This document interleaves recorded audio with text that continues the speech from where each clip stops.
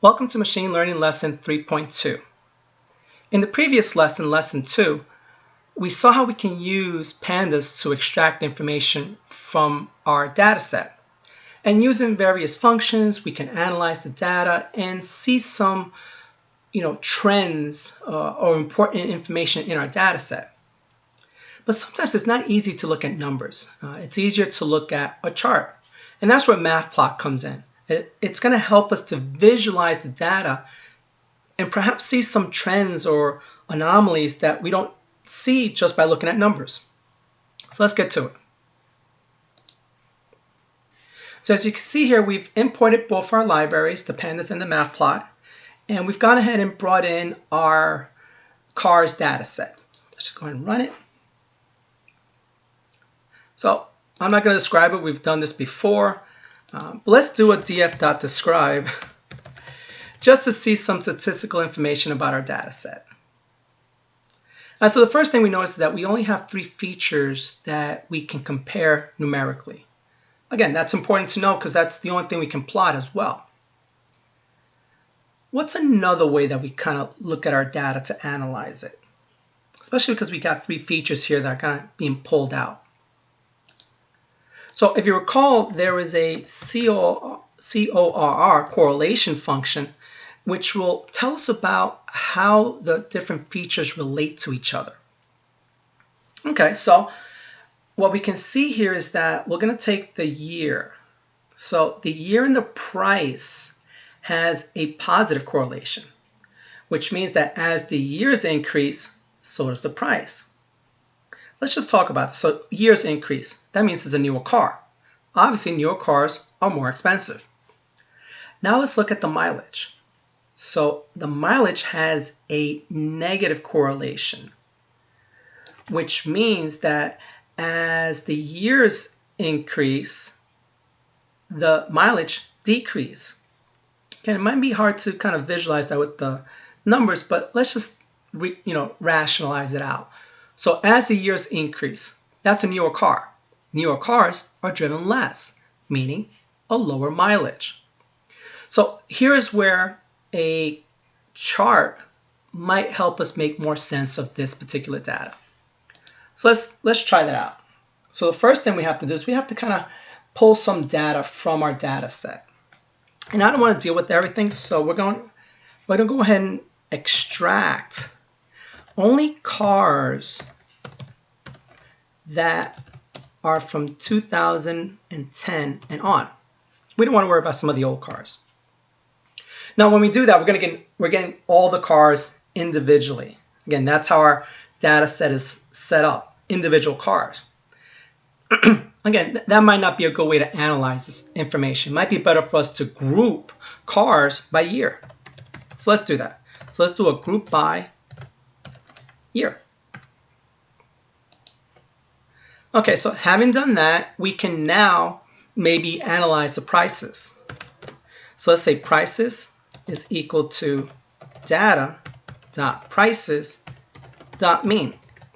So this is going to pull the mean price. Actually, let me just run it first and you can see it. Oops, because it's not prices, it's price. And helps to print it out. Prices.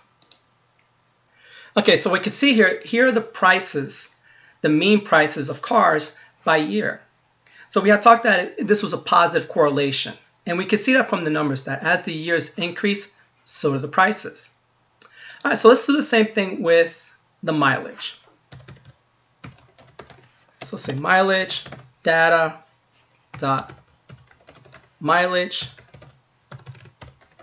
dot mean. And let's go ahead and display that. All right, so if you recall, mileage had a negative correlation with year, which meant that as the years increased, the mileages decreased. Again, common sense will tell you that because a newer car is driven less. All right, the last thing we need are the actual years in order to plot this whole thing. So we're going to use just straight up range to get the years. All right. And we're going to run that. Don't forget, you always have to run the blocks even if you don't do anything with them. And now we're ready to have some fun. Let's go ahead and plot. So let's do a plot of years on the x-axis versus the prices. And then let's do a PLT show. So this confirms our analysis of the correlation function that as the years increase, so does the price. This is what a positive correlation looks like. All right, now let's do the same thing with the mileage. So we're going to do years and mileage. And let's do a show. And let's see what we get there. Okay, so this was a negative correlation, that as the years increased, the mileages decreased. Again, so visually now we're able to see, but something, you can see that this is not a straight line, that it's a jagged line. So again, that might help you to maybe analyze a particular year, for instance, the 2018, why between 2016 and 2018, it seemed like it plateaued a little bit. Again, something you don't see necessarily just by looking at the numbers. All right, so what else could we do here? Okay, moving on. Let's do just for the sake of showing how a chart can help us look at information, let's look at the car counts by year. So let's do car count, data, doesn't really matter. Let's do price and count. So let's count the number of prices by year. So honestly, we could have used mileage, years. We just needed one of the columns to do a count off of. And let's display car count. Okay, so again, there's no relationship here. This is just a matter of us being able to kind of visualize the information. So we can see here, again, there's a bunch of things going on here. We definitely see that 2019 had a lot of cars. But let's go ahead and plot this. And this might be a nice place to use a bar chart. So we're going to plot the years versus the car count, just to kind of visualize the information we got.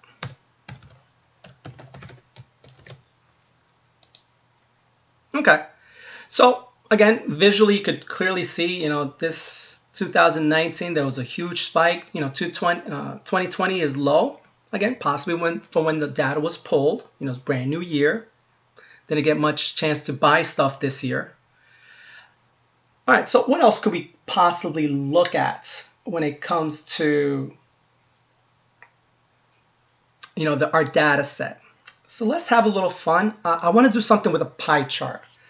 So perhaps we can look at maybe the number of cars within a certain number of states.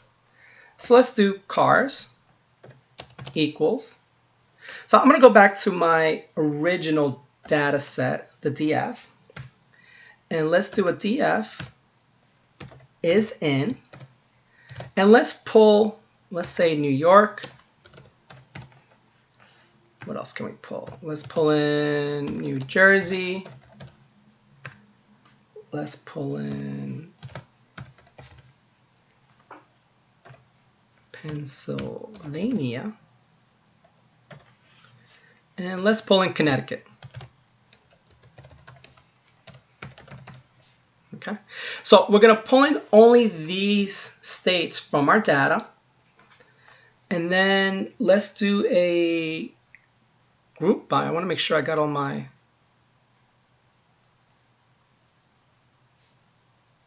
things in the right spot. Actually, this is supposed to be a list. So this should be another set of brackets here. Somehow it didn't feel right. Group by, which is why, sometimes it's best to kind of break this down, not try to do all in one shot. But I'm going to be brave. I'm going to do this all in one line. So let's do a group by state, which will group all the information by those 3 states. And then from here, let's do a price dot count. And let's see what we get. Cross our fingers.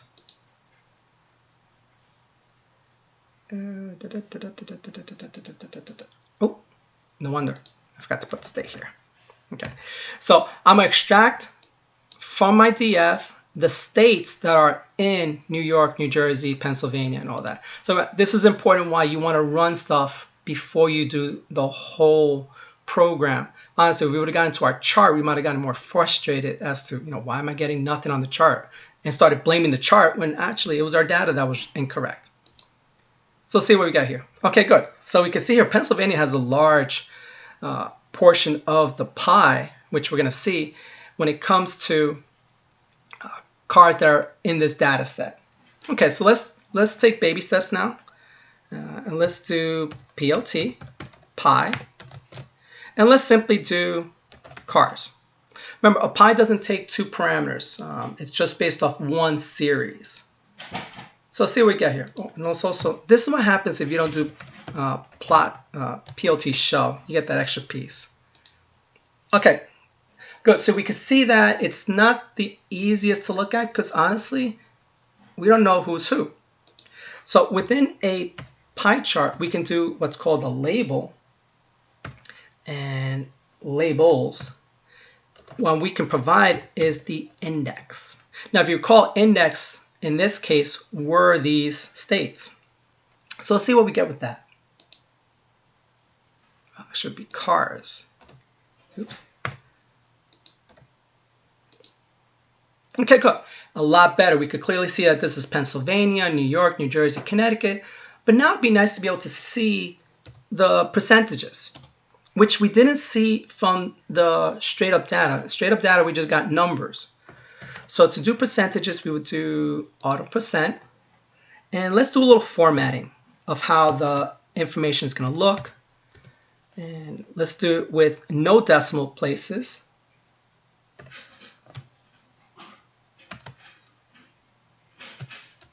And let's see what that looks like. Hopefully that looks good. Okay, good. So we can see here, now we got the percentages, looks a lot nicer. At this point, I'm going to be doing some things just to kind of, improve on the chart, aesthetics. Because sometimes you might be able to use these charts as part of a presentation. And obviously, when you're presenting something to someone, the nicer it looks, the more accepting they'll be to the information. So what I'm doing right now, it's called explode. Let's see if you can figure out what it's going to do. So here's a pie, and I'm going to explode it. Now you can see here there's 4 different numbers. Well, if you kind of see that correlates to each of the states. And that's what explode does. It separates it from each other. So obviously if we increase the number, that slice of the pie will be separated even more. I think the last thing that we can add to this that will make it look really cool is a shadow. So let's do that. Okay, so you saw here we used a pie chart, we used a bar chart, we used line charts. A lot of great ways to look at data instead of looking at the numbers. So let's go back to our presentation. So Pandas is a great library that lets us extract information from our data set. And in conjunction with Matplot, now we have tools that we can visualize, analyze, find trends, find anomalies, really inspect our data. So hopefully you feel strong about your skills in extracting and visualizing data because we are ready to start getting into machine learning. Enjoy.